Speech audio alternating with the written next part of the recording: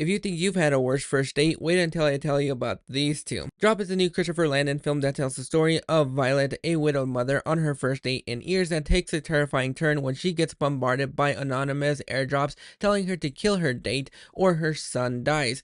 Going into this movie, I have been really excited because Christopher Landon is a director that I've started to grow an appreciation for. He directed Paranormal Activity, which really wasn't the best, and he really surprised me with Happy Death Day 1 and 2, and even when it came down to Freaky. So going into this movie, I was really excited because he knows how to take these really small concepts and make them really unique and have some cool twists and turns, and that's exactly what you get with Drop. Megahann Fahy is our lead in this movie, and she does a really good job of keeping that calm and composure, but at the same time trying to figure out exactly what's going on. She keeps checking her phone in case these airdrops begin to come through, but she's also trying to keep tabs on her son, making sure everything is going great, because like I mentioned before, this is her first date in quite a while, so this is new not just for her but for her son too. So she keeps checking tabs, making sure everything's okay at home, while at the same time getting all these messages telling her to kill her date. Christopher Landon knows exactly how to keep you on your toes and keep guessing throughout the entire way.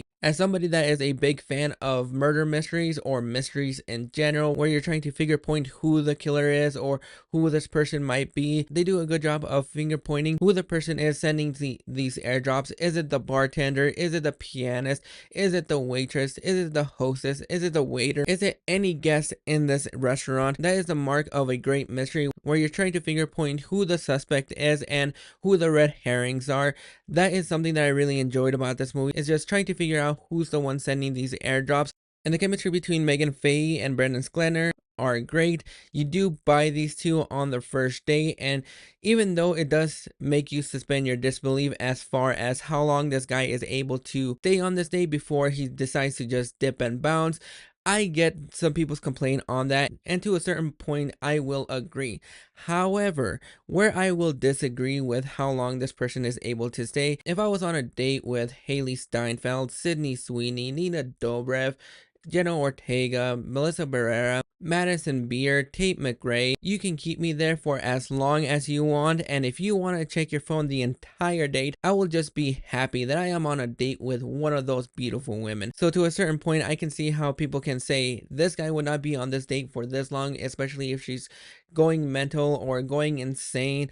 I get those people's complaints, but that is just a minor nitpick for me, because the way that Christopher Landon tells the story, by not just focusing on the text messages on the phones, but adding text messages to around her and creating some wonderful technique where you have Violet just zoning out and everything around her just blacks out, so that we're only being able to focus on her. Something happens in the beginning of this film that you think will come into play later on, but I think this is like Happy Death Day to You, where it takes something that you think you know where it's going and it just hits you with something a little bit more deeper than I was really expecting them to hit, because it does tackle some tones in here that was done better in this movie than it was in Brandon Sklenar's last film.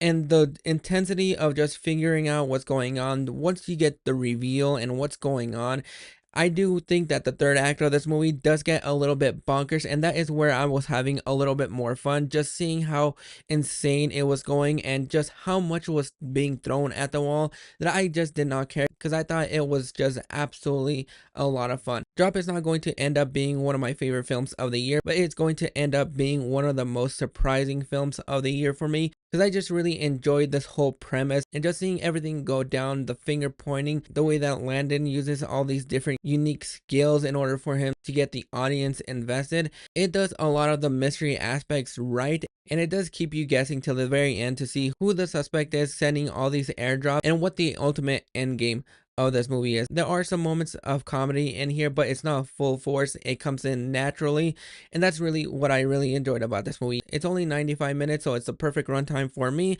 but overall, Drop is a movie that you should definitely check out in theaters, because this movie is a lot of fun, and I think if you are somebody that is into the mystery aspects or the murder mystery movies, this is going to be one that you're going to have a lot of fun with. But those are my thoughts on Drop. Have you guys checked it out? Are you planning on checking this film out? Go ahead and drop your thoughts in the comments below, and we'll catch you guys for the next video.